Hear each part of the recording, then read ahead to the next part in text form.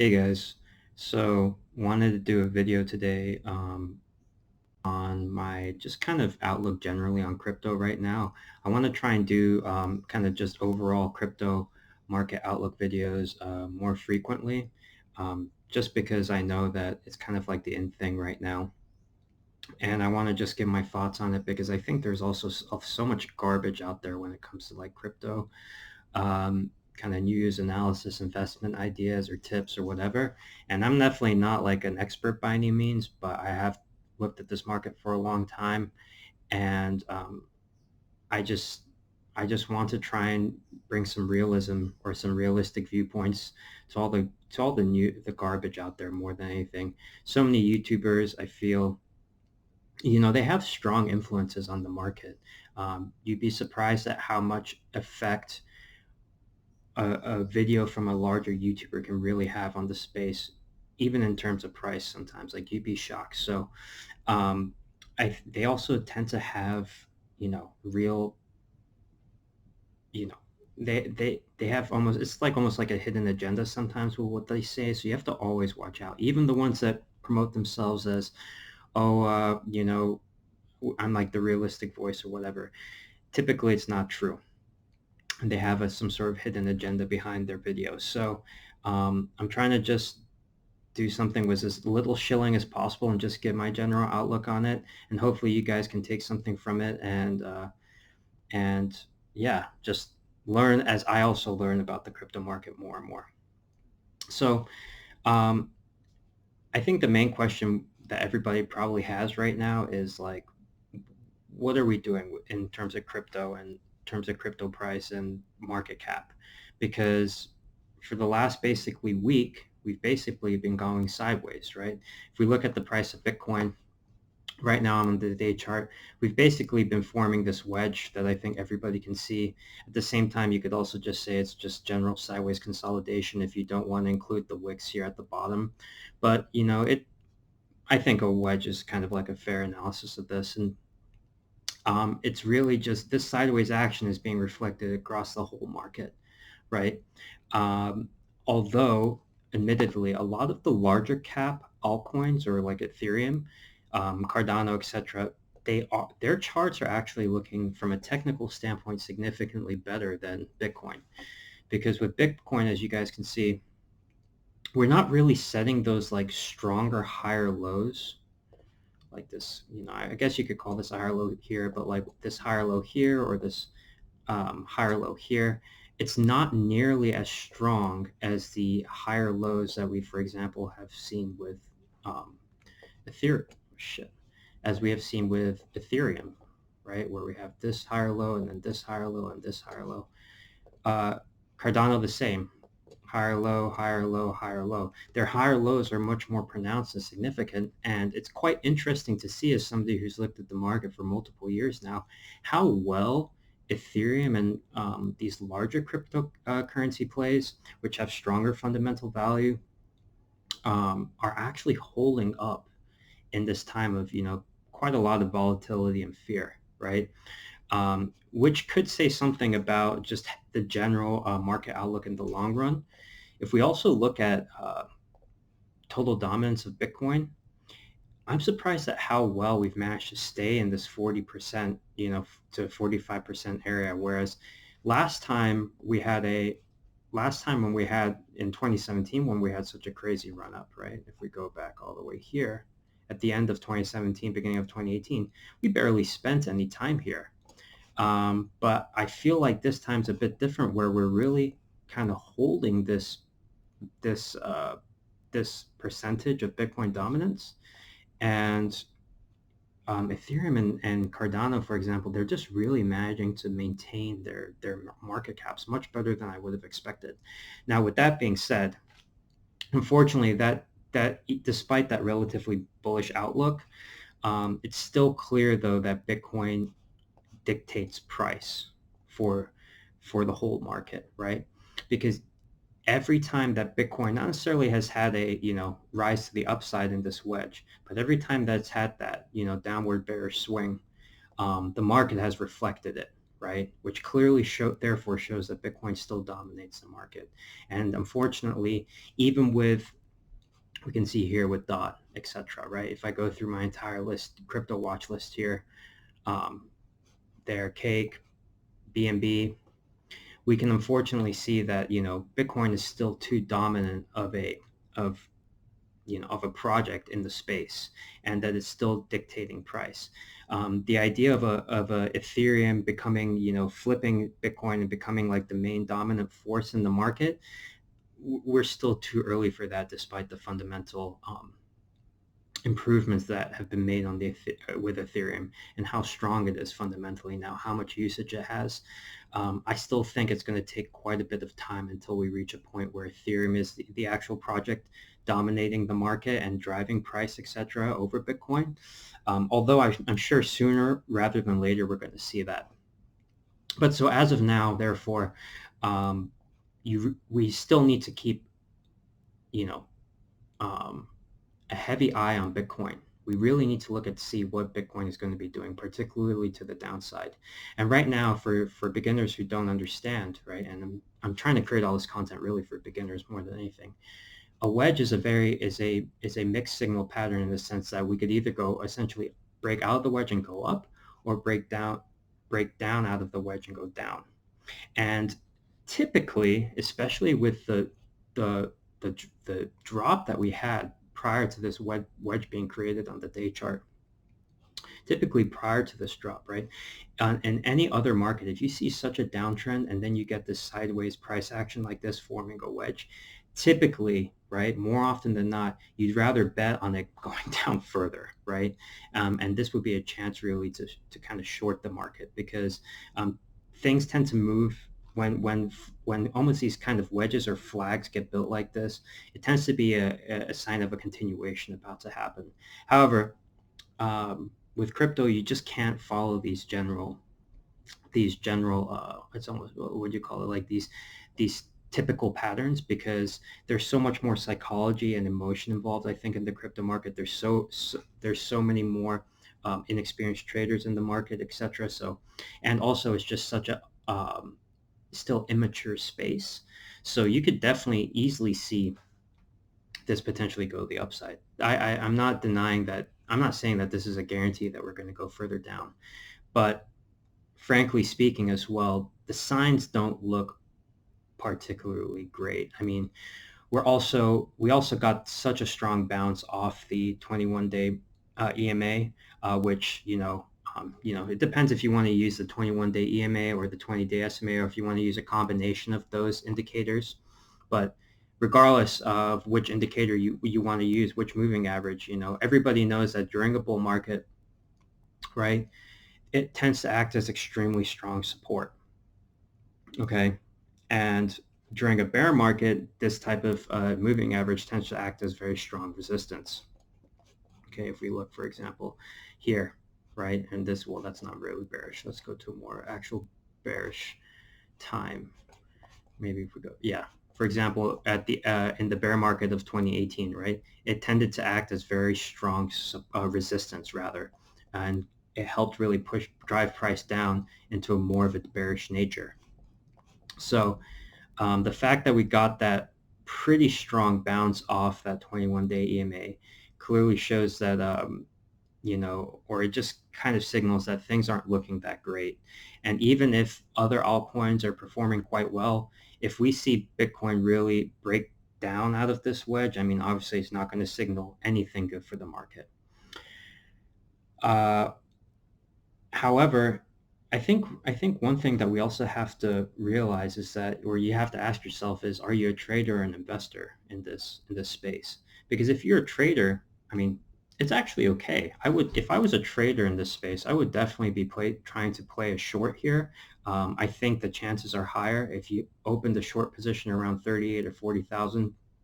Put the stop loss at just above the 200-day, which also typically acts as a very strong resistance point in the Bitcoin chart. I think you'd have a good chance of potentially taking out a good profit from that, aiming for a target once Bitcoin passes below this 34,000 price price level, which has clearly acted as strong support here, but also was previously resistance. And as soon as we break that, we know how the pattern goes, right?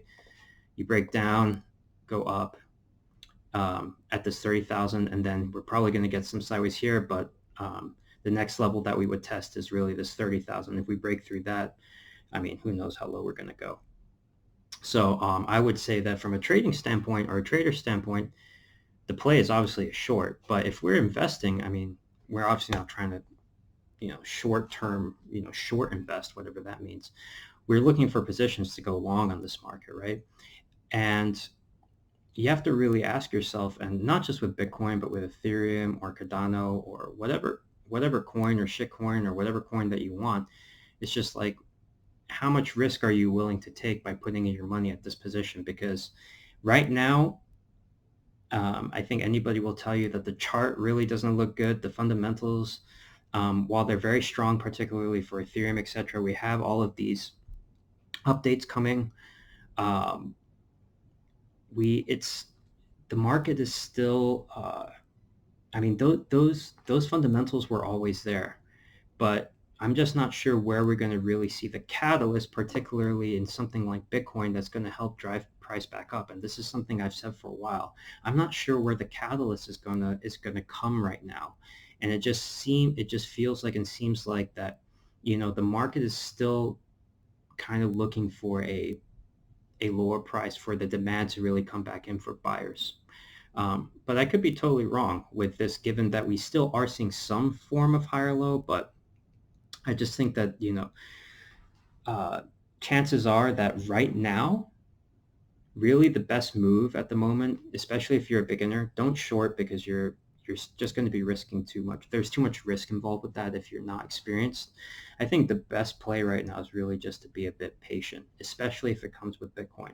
Okay, if there's a coin that you fundamentally really enjoy, or like if there's a project that you really like, if you're really strong Cardano bull and you really think that this is, for example, going to go to a price level of $5 or whatever, I mean, then sure, like you can try and invest here and dollar cost average and buy your way into the Cardano project.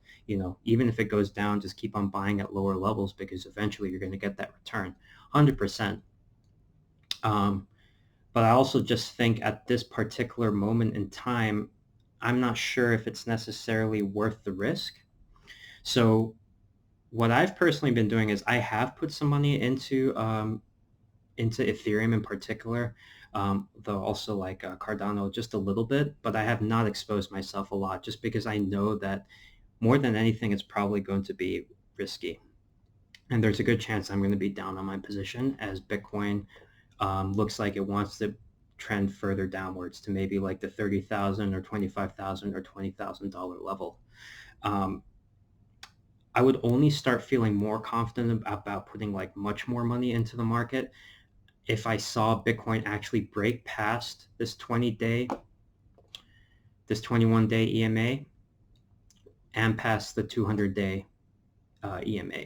If we really saw that and got over a price of 40,000, 41,000, or 42,000, this previous high that we hit here, and we actually successfully break through that and then get this price action of going up, making it support again, and then continuing up, then I would definitely feel a lot more confident, right? But again, that involves patience, okay? So the thing is, especially if you're a beginner, patience is really important in this market, okay? You don't need to feel like that FOMO feeling of, oh, I really got to get in now, we're at a discount, blah, blah, blah, blah. Like, that's not really the best way to do it, because the chances are is that you're going to end up being down on your position, right? Because when price actually goes downwards, you're going to start freaking out. And that's the feeling that you really don't want to have, right? So I think patience is really the name of the game here. Wait for this wedge to choose its direction, and then wait for a confirmation if it's going up. So if it breaks out of the wedge and goes up, wait for a confirmation, some form of confirmation. If that's the price breaking up and then making this previous point support again, or if it's even just making the wedge support, so something like this, right? This kind of move. That's what you'd really want to look for to confirm that bullish outlook. then maybe you can consider putting in a larger investment there, right? Or that's at least what I would recommend. Don't worry that the fact that you're not going to make as much money as if you would have put money now, and it actually and actually there's some sort of bullish uptrend, because the reality is that you're taking on less risk. So the idea of waiting for a confirmation there is a lot better. Okay, if we actually get further bearish price action, and we actually break below this $30,000 price level here, that's where actually things start getting a lot more interesting in terms of actually putting in larger position as well, because we have never seen Bitcoin really break below a previous all-time high. So that was at 20,000. At the same time, the market's a lot stronger fundamentally. So I think there's something interesting there. At these price levels around 25,000, 20,000, this is where you can, I think that I would personally start dollar cost averaging a lot more of my money into the market. That's where things start getting really interesting. Just as if it breaks down, wait for price to do something like, consolidate a bit more. So something along these lines, like if it goes like this,